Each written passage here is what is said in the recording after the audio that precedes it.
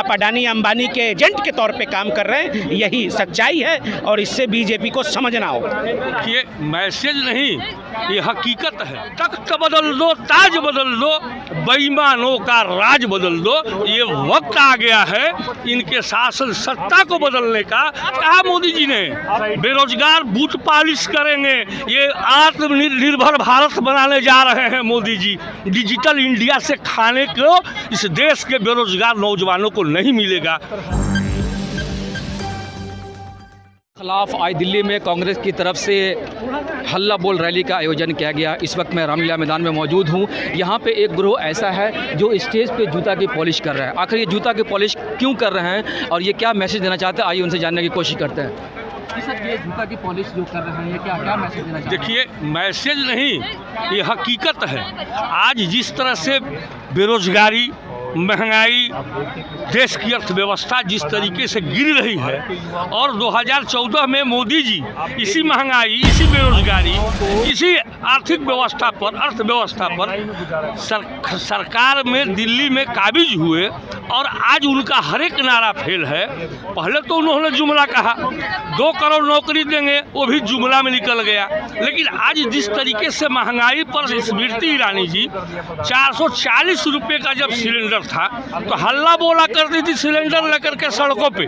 आज जब 1100 रुपये का सिलेंडर है तो फिर ये कहाँ की इंसाफी है कि ये बेईमान लोग को एक बोल है कि तख्त बदल दो, ताज बदल दो, बेईमानों का राज बदल दो। ये वक्त आ गया है इनके शासन सत्ता को बदलने का और कांग्रेस 2024 में केंद्र में सत्तासीन होंगी।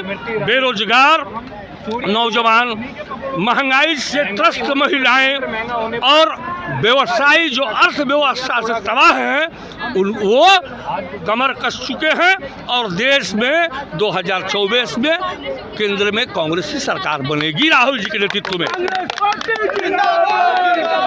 आपको महंगाई जो आप जूता पॉलिश करके दिखाने की कोशिश कर रहे हैं, आखिर क्यों ऐसा महंगाई के खिलाफ ये रैली है, बातें चल रही है, लेकिन ये जो आप मैसेज दे रहे हैं वो क्या है? मतलब क्या कहा मोदी जी ने? बेरोजगार पकौड़ा छानेंगे, बेरोजगार बूथ पॉलिश करेंगे, ये आत्मनिर्भर भारत बनाने जा रहे हैं मोदी जी। डिजिटल इंडिया से खाने को इस देश के बेरोजगार नौजवानों को नहीं मिलेगा। डिजिटल इंडिया तब होगा जबकि यहाँ के नौजवान सुखी होंगे, यहाँ की महिलाएं सुखी होंगी, यहाँ के व्यवसायी सुखी होंगे, तो भारत डिजिटल इंडिया बन सकता है। मैं बिहार से हूँ, बिहार के बक्सर से, वहाँ का दूसरी बार का कांग्रेस का विधायक हूँ। मेरा नाम संजय कुमार तिवारी, बुलना तिवारी। आज पूरे देश के अंदर एक तरफ तो भाजपा ये कह रही है कि अमृतकाल चल रहा है और दूसरी तरफ बेरोजगारों के लिए ये आपातकाल से भी खराब समय है। महंगाई का आलम जो है वो पूरे देश के सामने है। आज पिछले 8 वर्षों में 16 करोड़ रोजगार देने की बजाय, नौकरी देने की बजाय, देश के प्रधानमंत्री की नीतियों की वजह से, पूंजीपति समर्थित नीतियों की वजह से आज 14 करोड़ देश के युवा बेरोजगार हो गए हैं। ये हम आज संदेश देना चाहते हैं देश के प्रधानमंत्री को कि अडानी अंबानी की ये सरकार इस देश को बेच देना चाहती है, उसके खिलाफ युवा हैं। आज हम ये एक विरोध भी है, विरोध हम दर्शा रहे हैं, सरकार को याद दिला रहे हैं कि आप जग जाइए कुंभकर्णी नींद से। देश की हालत खराब है, युवा बेरोजगार हो रहा है, महिलाएं सड़कों पे आ गई हैं, महंगाई से किचन बजट बिगड़ चुका है। आम आदमी के खाने पीने के खाद्य सामग्री पे आपने जीएसटी लगा दिया, आज उससे पूरे देश बेचैन है। और आप जगिए, रामलीला मैदान से जो शंखनाद आज राहुल जी करेंगे वो कुंभकर्णी नींद से मोदी सरकार को जगाने का काम करेंगे। और अगर आज नहीं जागे नरेंद्र मोदी तो जो हालत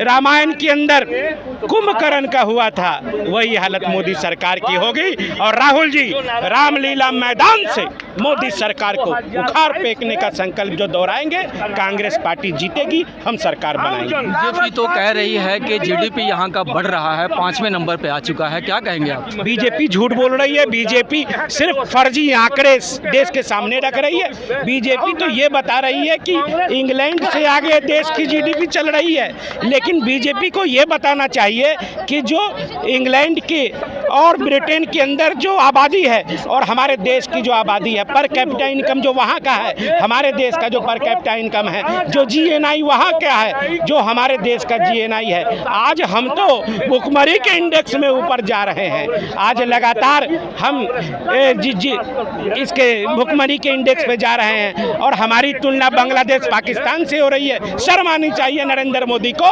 जिसने देश को बांग्लादेश के मुकाबले लाके खड़ा कर दिया।